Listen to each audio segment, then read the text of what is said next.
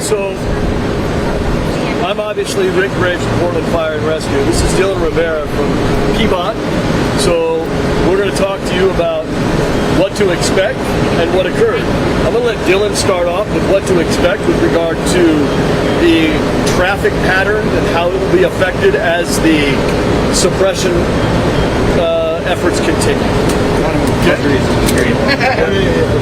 Hi. So we appreciate the coordination and collaboration with Portland Fire and Rescue and coordination with ODOT this afternoon with the closure of Interstate 405.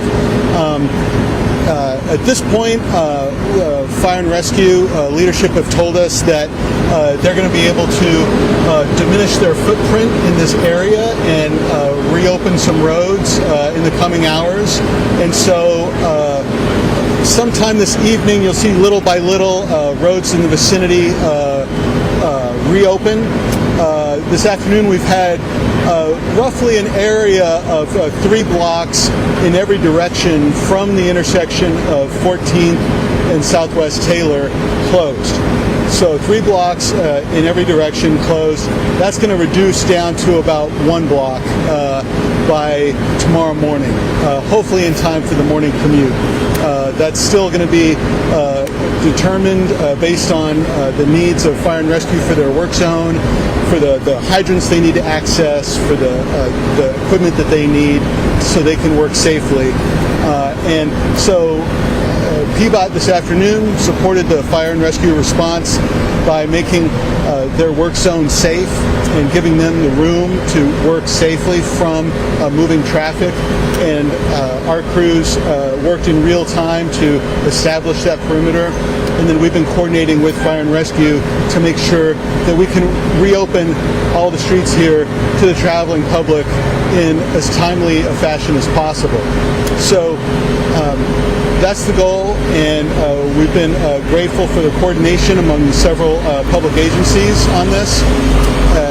In addition, we've got PBOT traffic engineers designing some traffic control plans that may involve some signed detours that help folks get around the area.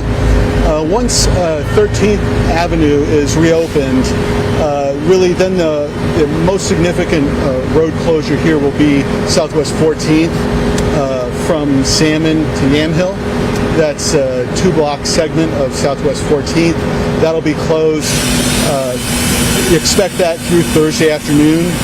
And then about a half a block east of that intersection on Taylor towards 13th, and then a block west over here, 15th, will be closed, will be part of that more longer-term closure through Thursday afternoon. Keep in mind, after our colleagues at Fire and Rescue clear the area of their equipment and their response is wrapped up, there'll be a new phase where the building owner and city officials and potentially insurance and other authorities are working on decisions about the future of the structure, and that may involve some work zone related closures that we'll need to work on that might extend later in the week or at another time.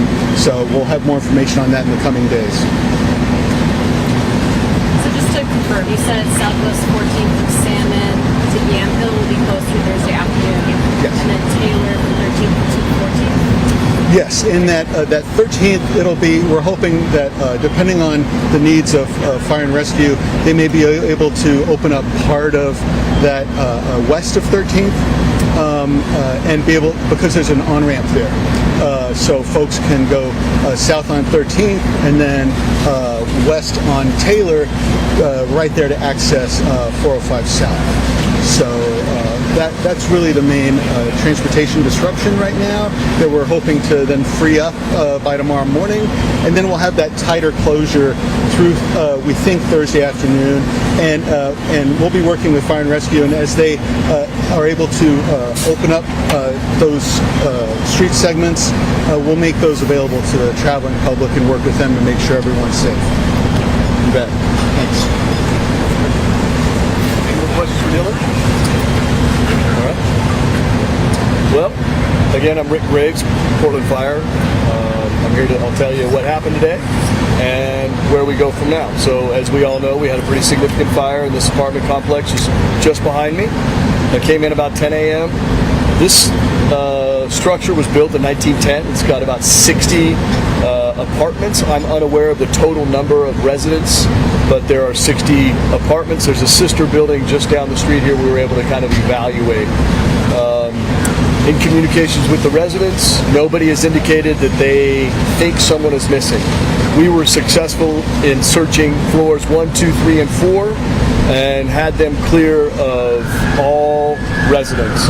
So unless there was someone that we are unaware of in the basement, we feel very strongly that we have everybody out of the structure. There is one known resident that lives in the basement that was seen outside as the fire ensued. So all things lead us to believe that we have everybody out safely. So that's real nice. This fire went to a 4-alarm assignment. That has about 86 firefighters working, along with responding chiefs. We have our logistics section that's here providing assistance to make sure that our rigs operate successfully throughout the duration of the event. We have transitioned this fire from frontline apparatus to our backup apparatus to come that are going to be in place throughout the remainder of the time, where we continue to operate these large master streams from an elevated source, dropping the water through the roof and hopefully finding any sort of hidden pockets of fire.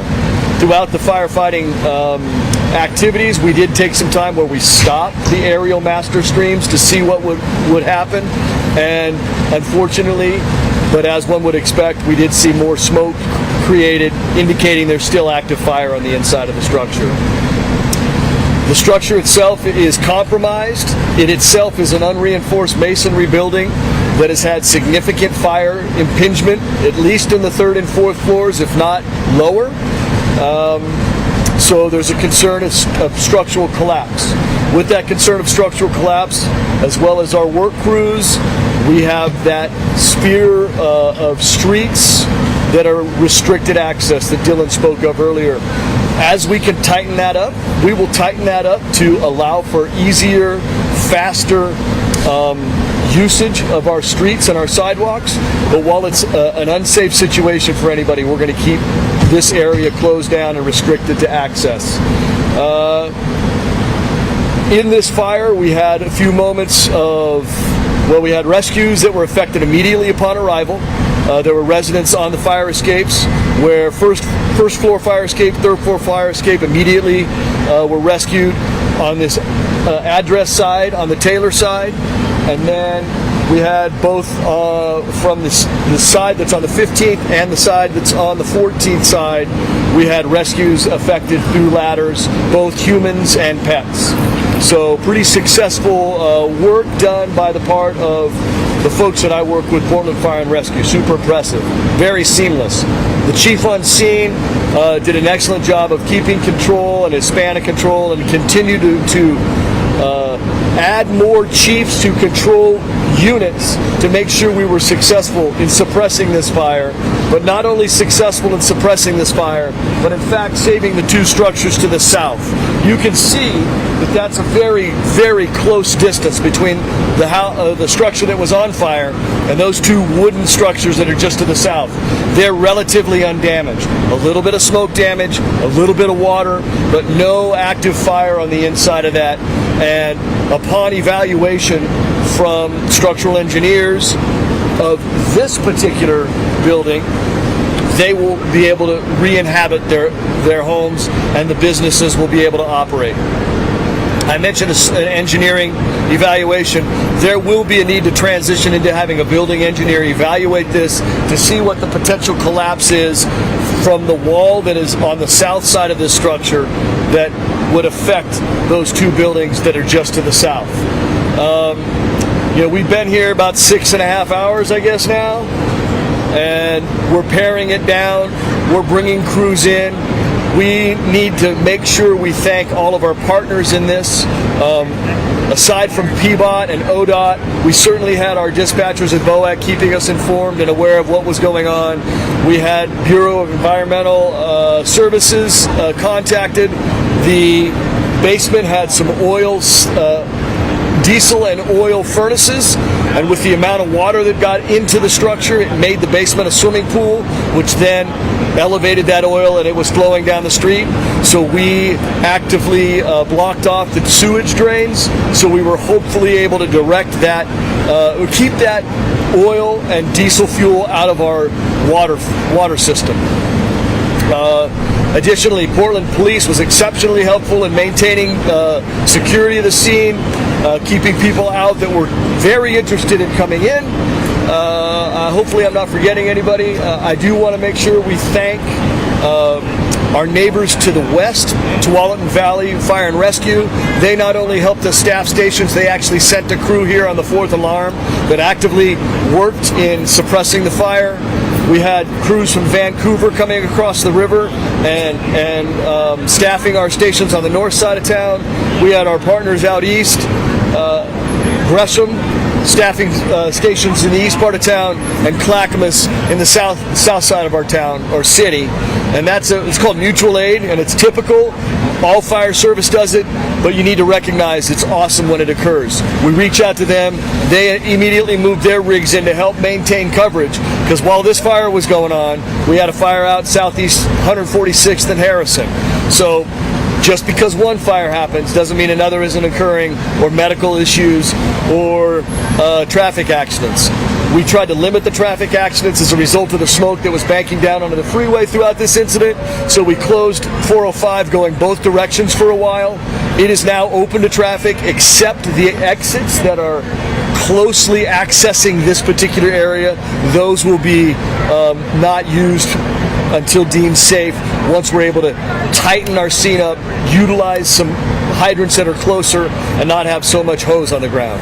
We had thousands of feet of hose on the ground, and as Dylan said, we had 3-block area totally closed off with fire apparatus and hose and members working. It was an incredible effort by the 100 responders and all of our help from our logistics section, making sure that they brought food to the firefighters, and they made sure that our rigs are ready to operate continuously throughout events like this. As I said, we've transitioned into backup rigs, so now as we maintain the scene and continue our suppression activities, we'll have crews come out for periods of 2 or 3 hours, and they'll operate what's going on, and then they'll be replaced. Another rig will drive down, that crew will leave, but the apparatus that is here will remain in place and operating the entire time. And our logistics section, staffed with our emergency vehicle technicians, will periodically come down and evaluate the rigs to make sure that there aren't going to have any problems in operation. Any questions? A few blocks from here, a woman was claiming that her son lived in the building and has already been arrested in connection with the fire. Can you confirm that any of this might be emergency? I can confirm that this fire is under investigation, under an active investigation right now, and that's all I have to share. What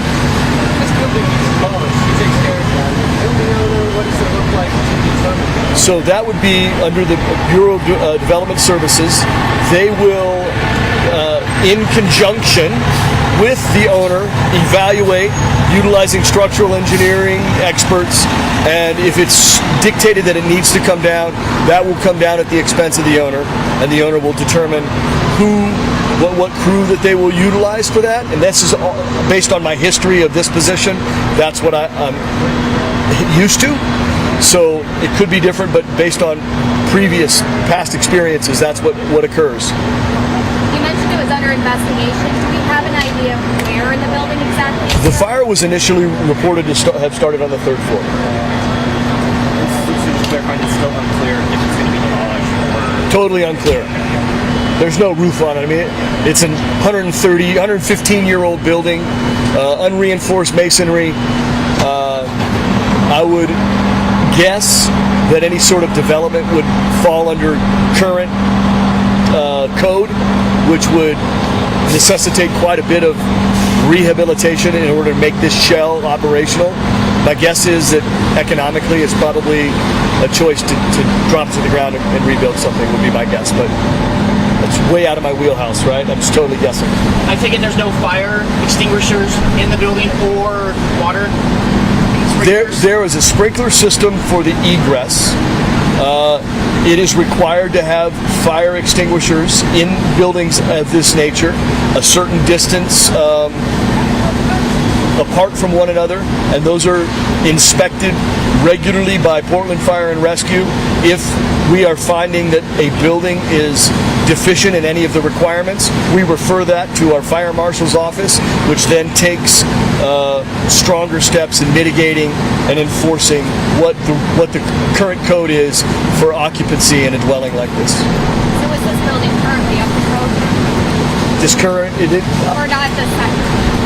I am unaware of the status of any fire inspection results for the past 2 years. And those are done every 2 years. We're required to have structures evaluated and inspected.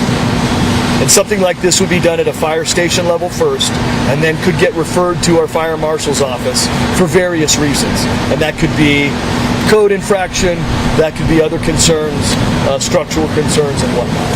Why were there officers in the Department of Homeland Security?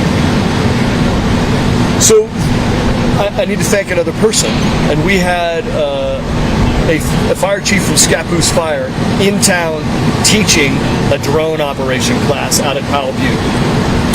Multi-regional, multi-organization class. He came and helped us. He flew his drone over the scene, allowed us to get visuals on what it looked like from the top, to know where to direct our hose streams and know what was going on. So thank you to Scappoose Fire for providing that assistance to us. My guess is the Department of Homeland Security was part of that class and just happened to come on. Yeah, we had no need for interaction with them here. So I'm guessing. Do you know, does someone need a security card or anything to get into this building, or is this a free roaming building? I am unaware of the entry and exit mechanisms. Everybody that lives here,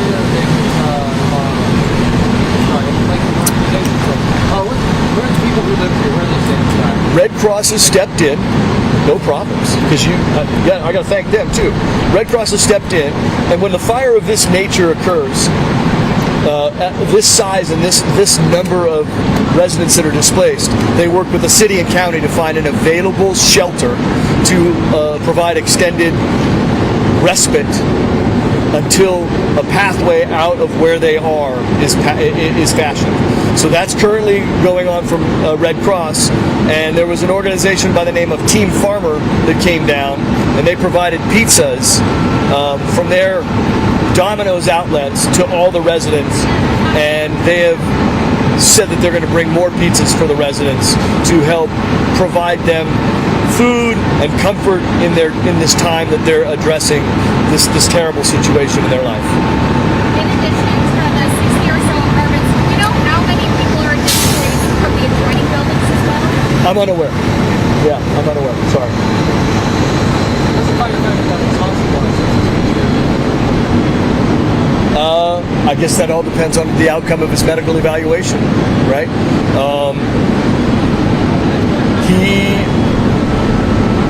I don't know the level of concern of his medical condition, and if it's something that is going to limit his ability to work on the front line. We have opportunities to work 40-hour-a-week jobs in the fire marshal's office and whatnot.